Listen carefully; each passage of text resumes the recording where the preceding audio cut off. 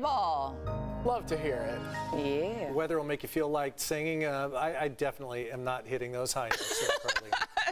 No, my friend, I'm sorry, you can't. Even if I could, with the dry air, it'd be a little bit rough. Particulates. That too. Yeah, but hey, not so dry by next week. We are talking about some rain in the forecast, and Carlo will be singing regardless because it's the weekend, so he's just really happy about that. We have temperatures right now west of the mountains and also across the mountains in the 60s and 70s. So you're at 65 degrees right now, and that is for El Cajon, 58 degrees for downtown. Also have those 60s across the mountains and 78 degrees for Borrego Springs. Most of our wind speeds are fairly light, not exceeding 10 miles per hour, and actually mostly calm, but we're at 3 miles per hour right now for El Cajon, 5 for downtown, 6 for Sill Hill, and 5 for Campo. This weekend, that heat, it's going to stick around. Still talking about the heat across the inland areas with daytime highs that will continue to peak about 10 to 20 degrees above seasonal. Even in the desert, another day of 90-degree temperatures. We will start off the day with a shallow marine layer that's going to lead to that dense fog and spots, reduced visibility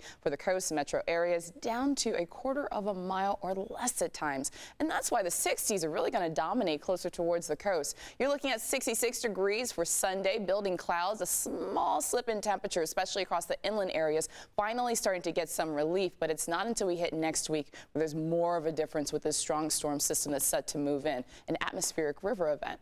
We are talking about the surf being up to about 4 feet. That's the case through tomorrow. Moderate risk of rip currents at our local beaches, and that UV index will be high. Coast, I can see a lot of people going out there for this weekend because of all the heat that we've been talking about across the inland regions. But we're going to back away from that as we go into the start of next week. That's with the approach of our next storm system. So showers will start to arrive. They could come as early as Sunday night, but that's shower activity. Let's talk about heavier rain. That's set to arrive on Monday. We'll start to see that moving in from the north towards the south around 6 a.m. Then you're seeing more of an influx of heavier rain. That's going to be the case by the afternoon hours. Also with that low moving closer towards us, we could see a chance for some thunderstorms. Likely rainfall estimates, you're talking about 1 inch to 1.5 inches west of the mountains. Also about 2.5 inches being possible across the mountains. The desert even seeing some of this rain move in. It's going to stick around with being heavy rain all the way into the nighttime hours on Monday before we see some lingering showers by Tuesday, and then we dry out